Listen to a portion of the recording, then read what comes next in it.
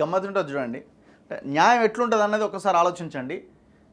అంటే కోర్టులకు వెళ్తే న్యాయం ఎట్లుంటుంది అన్నది సరే, మనం ప్రతి కేసుని మనం ఈ రకంగా చూడలేం. కానీ నేను జైలుకు వెళ్ళిన వ్యక్తిగా చెప్తున్నా, మీరు జైలుకి వెళ్తే తెలుస్తుంది అక్కడ ఎవరు ఉంటారా జైల్లో శిక్ష అనుభవించే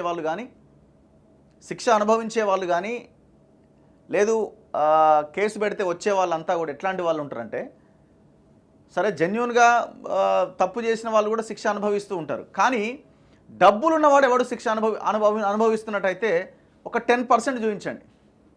మొత్తం నిరుపేదలు, కటిక పేదరికంలో ఉన్నవాళ్ళు, అరే 5,000 పూచీకత్తు కింద డబ్బులు లేక, షూరిటీ కింద డబ్బులు లేక నెలల తరబడి జైల్లో ఉంటున్న వాళ్ళు ఉన్నారు. మీరు ఒక్కసారి అన్ని తెలంగాణలో ఉన్న జైళ్ళల్లో, ఈ దేశంలో ఉన్న అన్ని జైళ్ళలో షూరిటీ 5,000 10,000 ఇవ్వలేక జైలు జీవితాన్ని అనుభవిస్తున్న ఖైదీల లెక్క చెప్పమనండి గవర్నమెంట్ని. కొన్ని వేల సంఖ్యలో ఉంటుంది, వందల వేల సంఖ్యలో ఉంటుంది. అంటే అంత దారుణమైన జీవితాలు ఉంటాయి. ఇక డబ్బులు ఉన్నవాడిది ఏముందని మీరు చూడండి. పైసలు ఉన్నవాడు, వాడు మర్డర్ కేసులో ఉన్నా, ఇంకే కేసులో ఉన్నా, వాడు 90 రోజుల్లో బయటకు వస్తున్నాడు. ఇక ఆ తర్వాత కాంప్రమైజో ఇంకోటో చేసుకుని ఏదో రకంగా చేస్తారు. సరే కొన్ని సెన్సేషన్ అయిన కేసుల్లో శిక్ష పడవచ్చు. కానీ మీరు జైల్లోకి వెళ్ళి చూడండి. మనం న్యాయ వ్యవస్థను తప్పుపట్టట్లేదు, కానీ ఉన్న వాస్తవ పరిస్థితిని చెప్తా ఉన్నాం. ఇప్పుడు కోర్టు ఏం చేస్తుంది, అక్కడ ఎదురుగా పెట్టిన సాక్ష్యాల ఆధారంగా కోర్టు తన తీర్పుని వెల్లడిస్తుంది. సాక్ష్యాలు ఎవరు ముందు పెట్టాలా? పోలీసులు ముందు పెట్టాలా? మొత్తం పోలీసుని ఇన్ఫ్లుయెన్స్ చేసిన తర్వాత వ్యవస్థ వాళ్ళ చేతిలోకి తీసుకొని ఇన్ఫ్లుయెన్స్ చేసిన తర్వాత ఇంకా న్యాయం ఎక్కడ జరుగుతుంది? ఒక్కసారి చూడండి. న్యాయం ఒక జీవితకాలం ఆలస్యం. అతను జైల్లో శిక్ష అనుభవిస్తూ 6 ఏళ్ల క్రితం చనిపోయిందట. కోర్టులో వాదించిన న్యాయవాదులకి సమాచారం కూడా లేదట. కథ చూడండి ఎట్లుందో. 2013 ఫిబ్రవరి 1వ తేదీన తల్లిని హత్య చేశాడని కొడుకు అరెస్ట్ అయిందట. 2015 జనవరి 12వ తేదీన యావజ్జీవ శిక్ష విధిస్తూ జిల్లా కోర్టు తీర్పు చెప్పింది. 2015లో హైకోర్టులో అప్పీల్ చేసుకున్నాడు. అంటే ఎందుకు? తల్లిని హత్య చేసిందని కొడుకుని అరెస్ట్ చేసిరన్నమాట. 2024 జూలై 15వ తేదీన నిర్దోషిగా తేలుస్తూ విడుదలకు హైకోర్టు ఆదేశం ఇచ్చింది. 11 ఏళ్లకు బాధితుడికి న్యాయం దక్కిందని అంతా భావించారు. కానీ అతను జైల్లో శిక్ష అనుభవిస్తూ 6 ఏళ్ల కిందనే చనిపోయింది. ఆ విషయము వాదిస్తున్న న్యాయవాదులకు కూడా తెలియదట. ఎట్లా ఉంది చూడరు కథ. కోర్టుల్లో తలగని పెండింగ్ కేసులతో సకాలంలో న్యాయం అందట్లేదు.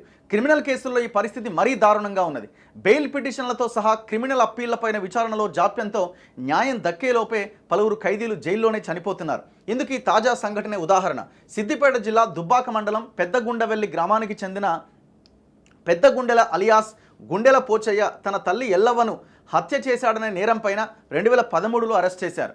వృద్ధురాలైన తల్లిని పోషించలేక ఆమెను చెట్టుకు టవల్తో ఉరేసి చంపేశాడనే ఆరోపణలపైన దుబ్బాక పోలీసులు కోర్టులో అభియోగ పత్రం దాఖలు చేశారు. అనంతరం సిద్దిపేట కోర్టు సాక్ష్యాధారాలు పరిశీలించి 2015 జనవరి 12వ తేదీన పోచయ్యకు యావజ్జీవ కారాగార శిక్ష విధించింది. చర్లపల్లి కేంద్ర కారాగారానికి తరలించారు. అదే ఏడాది పోచయ్య తరపున చిన్న కుమారుడు దేవయ్య అలియాస్ దావీద్ హైకోర్టులో అప్పీల్ దాఖలు చేసిండు. ఈ సమయంలో బెయిల్ పిటిషన్ కూడా దాఖలు చేయగా హైకోర్టు కొట్టేసింది. ఈ ఏడాది జూలైలో ఈ అప్పీల్ పైన విచారించిన హైకోర్టు పోచయ్యను నిర్దోషిగా తేల్చి తక్షణం విడుదల చేయాలని ఆదేశించింది. అయితే ఆయన 6 ఏళ్ల క్రితమే చనిపోయినట్లు తేలడం అందరినీ విస్తుపోయేలా చేసింది. చర్లపల్లి ఓపెన్ జైల్లో శిక్ష అనుభవిస్తున్న పోచయ్య 2018 ఆగస్టు 15వ తేదీన అనారోగ్యానికి గురికాగా పోలీసులు గాంధీ ఆసుపత్రికి తరలించారు. 16వ తేదీన కుటుంబ సభ్యులు జైలుకు చేరుకోగా అప్పటికే చనిపోయాడని జైలు సిబ్బంది తెలిపారు. చికిత్స అందించడంలో జైలు అధికారులు నిర్లక్ష్యంగా వ్యవహరించారంటూ పోచయ్య చిన్న కుమారుడు దావీద్ కుషాయిగూడ పోలీసులకు ఫిర్యాదు కూడా చేసిండట. చూడండి, అంటే జైలు సిబ్బంది మీద కూడా కంప్లైంట్ ఇచ్చిండు. కానీ కోర్టులో వాదిస్తున్న న్యాయవాదులకు మాత్రం కోర్టుకే తెలియదు ఆ విషయం. సమాచారం అందని వైనం.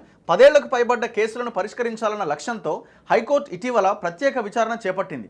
ఇందులో భాగంగా పోచయ్య అప్పీల్ పైన విచారించిన ధర్మాసనం సాక్షులెవరూ అప్పీలుదారులకు వ్యతిరేకంగా ఎలాంటి సాక్ష్యం చెప్పకపోయినా కేవలం వైద్యుడు, దర్యాప్తు అధికారి సాక్ష్యాల ఆధారంగా కింది కోర్టు శిక్ష విధించడం సరికాదంటూ తీర్పు వెలువరించింది.